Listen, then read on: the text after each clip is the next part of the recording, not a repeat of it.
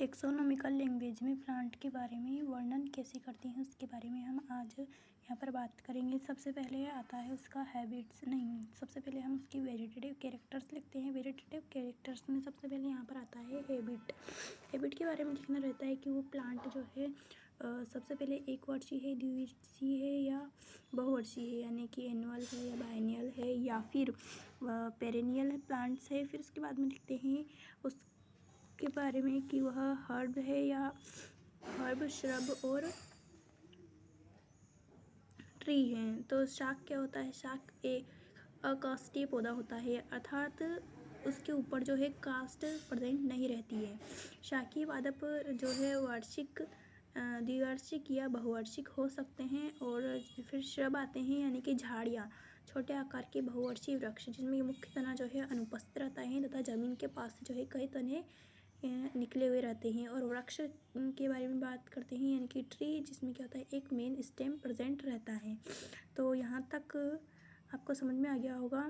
फिर उसके जो एक प्लांट है उसकी अन्य विशेषता रहती है कि आरोही, यानी कि वो लंबे पतले तने वाला होता है और किसी वस्तु की सहायता से ऊपर चढ़ सकता है। उसका तना जो है कमज़ोर होता है। इसी प्रकार जो है वह अधिपादप हो सकता है, यानी कि किसी और पादप पर वह प्रेजेंट रहता है, परपोषी की तरह उगता है।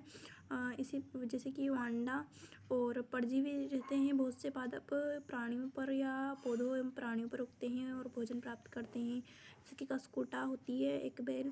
फिर होते हैं मृतोपजीवी, जो कैसे होते हैं मरे हुए पदार्थों से अपना भोजन प्राप्त करते हैं, जैसे कि मोनोट्रोपा कीटभक्षी पादप होते हैं और सहजीवी पादप। देखिए फ्रेंड्स, ये जो है अधिपादप है, यानी कि एफिफाइट से जो अन्य पौधों पर उगा हुआ है।